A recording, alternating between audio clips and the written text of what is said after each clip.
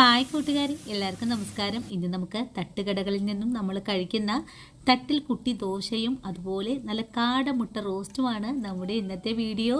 ഈ ഒരു വിഭവത്തെ ഇഷ്ടമില്ലാത്ത ആരും തന്നെ ഉണ്ടാവില്ല എന്ന് തന്നെ പറയാം. നമ്മുടെ കുട്ടി ദോശയ്ക്കൊപ്പം സെർവ് ചെയ്യാനായിട്ട് നമ്മൾ ഇന്ന് തയ്യാറാക്കാൻ പോകുന്നത് നല്ല കുഞ്ഞ മുട്ട റോസ്റ്റ് ആണ്. ഈ ഒരു കുഞ്ഞ മുട്ടയെ കഴിക്കാനായിട്ട് നമ്മുടെ കുഞ്ഞുങ്ങൾക്ക് ഒരുപോലെ തന്നെ ഇഷ്ടമാണ്. അതുപോലെ നമ്മുടെ കുഞ്ഞുങ്ങളുടെ ആരോഗ്യകാര്യത്തിലും ഈ ഒരു മുട്ടയ്ക്ക് ഒരുപാട് പോഷക ഗുണങ്ങളുണ്ട്. വളരെ ടേസ്റ്റി ആയിട്ട് ഉണ്ടാക്കിയെടുക്കാൻ പറ്റുന്നതും വളരെ സിമ്പിളായിട്ട് തന്നെ തയ്യാറാക്കി കഴിക്കാനും പറ്റുന്ന നല്ലൊരു മുട്ട റോസ്റ്റാണ്.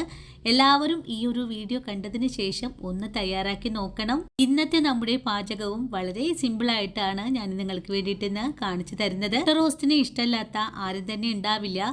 എങ്കിൽ തന്നെ നമ്മൾ ഇന്ന് കുട്ടി ദോശയ്ക്കൊപ്പം വിളമ്പുന്നത് കാടമുട്ട റോസ്റ്റാണ്. ഒരു കാടമുട്ട റോസ്റ്റ് ഞാനിവിടെ തയ്യാറാക്കി കാണിക്കുന്നത് വളരെ എളുപ്പത്തിലാണ്. ആദ്യമായിട്ട് പാചകം പഠിക്കുന്ന നമ്മുടെ കുഞ്ഞുങ്ങൾക്ക് വരെ ഈ ഒരു റെസിപ്പി വളരെ ഈസി ആയിട്ട് തയ്യാറാക്കിയെടുക്കാൻ പറ്റും. വീഡിയോ കാണുമ്പോൾ നിങ്ങൾക്ക് ഇഷ്ടപ്പെടുവാണെങ്കിൽ കൂട്ടുകാരെ നിങ്ങളുടെ വിലയേറിയ ലൈക്കുകൾ തരാൻ മറക്കല്ലേ കേട്ടോ.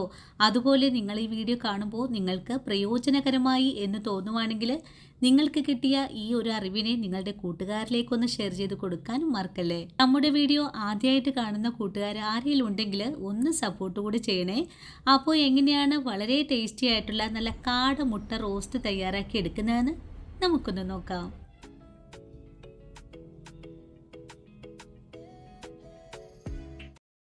കാടമുട്ട റോസ്റ്റ് തയ്യാറാക്കി എടുക്കാൻ വേണ്ടിയിട്ട് ഞാനിവിടെ ഒരു പാൻ അടുപ്പിലേക്ക് വെച്ച് കൊടുത്തിട്ടുണ്ട്. പാൻ ഇപ്പോൾ ചൂടായി വന്നിട്ടുണ്ട്. ഞാനിതിലേക്ക് 3 ടേബിൾ സ്പൂൺ അളവിലാണ് വെളിച്ചെണ്ണ ഒഴിച്ചു കൊടുത്തിട്ടുള്ളത്. നമ്മൾ ഇന്ന് തയ്യാറാക്കുന്നത് മുട്ട റോസ്റ്റ് ആയതുകൊണ്ട് കുറച്ച് വെളിച്ചെണ്ണ കൂടുതലാണ് ഒഴിച്ചിട്ടുള്ളത്.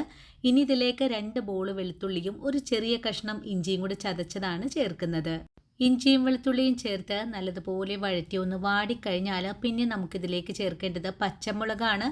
ഞാനിവിടെ ഒരു 3 പച്ചമുളകാണ് കട്ട് ചെയ്ത് ചേർക്കുന്നത്. പച്ചമുളകും കൂടി ചേർത്ത് നല്ലതുപോലെ ഒന്ന് വഴറ്റി കഴിഞ്ഞാൽ പിന്നെ നമുക്കിതിലേക്ക് ഒരു 150 ഗ്രാം അളവിൽ കൊച്ചുള്ളിയാണ് കട്ട് ചെയ്ത് ചേർക്കുന്നത്. കൊച്ചുള്ളി ചേർത്ത് മുട്ട റോസ്റ്റ് തയ്യാറാക്കുമ്പോഴാണ് നല്ല ടേസ്റ്റ് ഒക്കെ ഉണ്ടാവുന്നത്. നിങ്ങൾക്ക് കൊച്ചുള്ളിക്ക് പകരമായിട്ട് സവാള ചേർക്കാനാണ് താല്പര്യമെങ്കിൽ സവാളയുടെ അളവ് കുറച്ചുകൂടെ കൂട്ടിയാൽ മതിയാകും.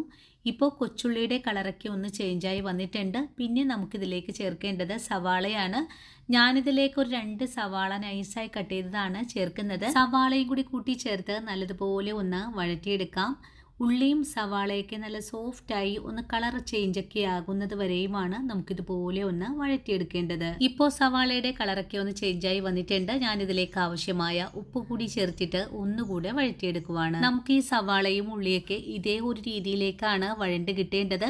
ഇനി നമുക്കിതിലേക്ക് പൊടികളെ ചേർക്കാം. ആദ്യമായിട്ട് ചേർക്കുന്നത് 1/4 ടീസ്പൂൺ അളവിൽ മഞ്ഞൾപ്പൊടിയാണ്. മഞ്ഞൾപ്പൊടിയും ചേർത്തിട്ട് നല്ലതുപോലെ ഒന്ന് വഴറ്റിയെടുക്കുവാണ്.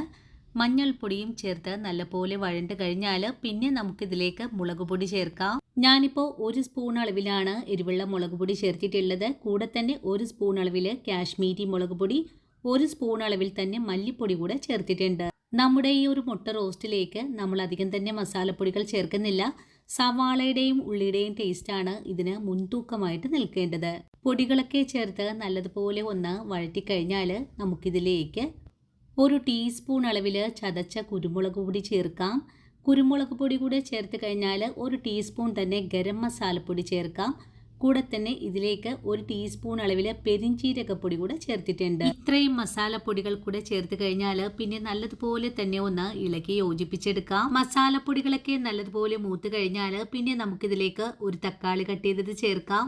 തക്കാളിയും കൂടി ചേർത്ത് നല്ലതുപോലെ ഒന്ന് വഴറ്റിയെടുക്കുവാണ്. തക്കാളിയെല്ലാം വെന്ത് നല്ല സോഫ്റ്റ് ആയിട്ട് കിട്ടണം. ഇനി ഇതിലേക്ക് കുറച്ച് കറിവേപ്പില കൂടെ ചേർക്കുന്നുണ്ട്. കറിവേപ്പിലയും കൂടി ചേർത്ത് കൊടുത്തിട്ട് വീണ്ടും നല്ലതുപോലെ ഇളക്കി യോജിപ്പിച്ചതിന് ശേഷം തക്കാളിയൊക്കെ ഒന്ന് സോഫ്റ്റ് ആയിട്ട് വെന്ത് കിട്ടാനും വേണ്ടിയിട്ട് ഒരു 2 മിനിറ്റ് നേരം മൂടി വെച്ച് വേവിച്ചെടുക്കാം. 2 മിനിറ്റിന് ശേഷം മൂടി ഒന്ന് തുറന്ന് നോക്കുവാണ്. ഇപ്പോൾ നമ്മുടെ തക്കാളിയെല്ലാം നല്ലവണ്ണം സോഫ്റ്റ് ആയിട്ട് വെന്ത് കിട്ടിയിട്ടുണ്ട്. ഇനി ഇതിനെ ഒന്നുകൂടി ഇളക്കി യോജിപ്പിച്ചതിന് ശേഷം നമുക്കിതിലേക്ക് നേരത്തെ തന്നെ പുഴുങ്ങി വെച്ചിട്ടുള്ള കാടമുട്ടയാണ് ചേർക്കേണ്ടത്. ഞാനിവിടെ ഒരു 25 കാടമുട്ടയാണ് ചേർത്തിട്ടുള്ളത്. ഇനി കാടമുട്ട കൂടെ ചേർത്ത് കഴിഞ്ഞാൽ പിന്നെ നമുക്കിതിനെ എല്ലാം കൂടി കൂട്ടി ചേർത്ത് ഒന്നുകൂടി ഇളക്കി യോജിപ്പിച്ചെടുക്കണം. നമ്മുടെ മസാലകളെല്ലാം മുട്ടയിലേക്കൊന്ന് പിടിച്ചു കിട്ടണം. അതിനായിട്ട് 1 മിനിറ്റ് നേരം ഇതുപോലെ ഒന്ന് മസാലയിൽ ഇട്ട് കൊടുത്ത് വഴറ്റിയെടുക്കണം. മസാലയിൽ ഇട്ട് കൊടുത്ത് നല്ലതുപോലെ ഒന്ന് വഴറ്റിയതിന് ശേഷം നമുക്കിതിലേക്ക് കുറച്ച് ചൂടുവെള്ളം കൂടെ ഒഴിച്ചു കൊടുക്കേണ്ടതാണ്. മുട്ട റോസ്റ്റ് ആയതുകൊണ്ട് ഇതിലേക്ക് അധികം ഒന്നും വെള്ളം ഒഴിച്ചു കൊടുക്കേണ്ട ആവശ്യമൊന്നുമില്ല. മസാലയിൽ മുട്ട പൊതിഞ്ഞിരിക്കുന്ന രീതിയിലാണ് മുട്ട റോസ്റ്റ് വേണ്ടത്. ഞാനിവിടെ 1/2 കപ്പ് ചൂടുവെള്ളമാണ് ഒഴിച്ചു കൊടുത്തിട്ടുള്ളത്. വെള്ളവും കൂടി ഒഴിച്ചു കഴിഞ്ഞ് നല്ലതുപോലെ ഒന്ന് ഇളക്കി യോജിപ്പിക്കുന്നുണ്ട്. ഈ സമയത്ത് നമ്മുടെ മുട്ട റോസ്റ്റിന് നല്ല ടേസ്റ്റ് കിട്ടാനും വേണ്ടിയിട്ട് ഒരു നുള്ളു പഞ്ചസാര കൂടെ ഇതിലേക്ക് ചേർക്കുന്നുണ്ട്. നിങ്ങൾക്ക് ഇതിലേക്ക് പഞ്ചസാര ചേർക്കാൻ താല്പര്യമില്ലെങ്കിൽ ഈ ഒരു സ്റ്റെപ്പ് അങ്ങ് ഒഴിവാക്കാവുന്നതാണ്. പഞ്ചസാരയും കൂടി ചേർത്ത് നല്ലതുപോലെ ഇളക്കി യോജിപ്പിച്ചതിന് ശേഷം നമുക്കിതിനെ ഒരു 2 മിനിറ്റ് നേരം കൂടെ മൂടി വെച്ച് ഒന്ന് വേവിച്ചെടുക്കണം. നമുക്ക് ഈ മുട്ട റോസ്റ്റിനെ ഫ്ലെയിം ഓഫ് ചെയ്ത് കൊടുത്തിട്ട് ഒരു സെർവിങ് ഡിഷിലേക്ക് ഒന്ന് മാറ്റി കൊടുക്കാം. അപ്പോൾ കണ്ടല്ലോ കൂട്ടുകാരെ, തട്ടുകടകളിൽ നിന്നും നമ്മൾ കഴിക്കുന്ന വളരെ ടേസ്റ്റി ആയിട്ടുള്ള കാടമുട്ട റോസ്റ്റ്. ഒരു കുഞ്ഞ മുട്ടയെ കൊണ്ട് ഇതുപോലൊരു റോസ്റ്റിനെ നിങ്ങൾ ഇതുവരെയും ട്രൈ ചെയ്ത് നോക്കിയിട്ടില്ലെങ്കിൽ തീർച്ചയായിട്ടും ഈ ഒരു വീഡിയോ കണ്ടതിന് ശേഷം ഒന്ന് തയ്യാറാക്കി നോക്കണേ. തയ്യാറാക്കി നോക്കിയിട്ട് നിങ്ങൾക്ക് ഇഷ്ടപ്പെടുവാണെങ്കിൽ നിങ്ങൾക്ക് കിട്ടിയ ഈ ഒരു അറിവിനെ നിങ്ങളുടെ കൂട്ടുകാരിലേക്കൊന്ന് ഷെയർ ചെയ്ത് കൊടുക്കാനും വീഡിയോയെക്കുറിച്ചുള്ള അഭിപ്രായങ്ങളെല്ലാം കമൻസ് ആയിട്ട് അറിയിക്കാനും മറന്നു പോകരുത്. ഇനിയിപ്പോൾ ആദ്യമായിട്ട് കാണുന്ന കൂട്ടുകാർ ആരെങ്കിലും ഉണ്ടെങ്കിൽ ഒന്ന് സപ്പോർട്ട് ചെയ്യണേ. സപ്പോർട്ട് ചെയ്തിട്ട് ആ കുഞ്ഞു ബെല്ലൈക്കൺ കൂടെ ഓൾ ഓപ്ഷൻ അടിച്ചിടാനും മറന്നു പോകരുത്. അപ്പോഴാണ് ഞാനിടുന്ന പുതിയ പുതിയ വീഡിയോസ് എല്ലാം തന്നെ നിങ്ങളുടെ കയ്യിലെ നോട്ടിഫിക്കേഷൻ വഴി എത്തുന്നത്. അപ്പോൾ ഇന്നത്തെ വീഡിയോ ഇത്രയേ ഉള്ളൂ കൂട്ടുകാരെ. ഇനിയും നല്ലൊരു വീഡിയോ ആയിട്ട് വരുന്നത് വരെ വീണ്ടും കാണാം.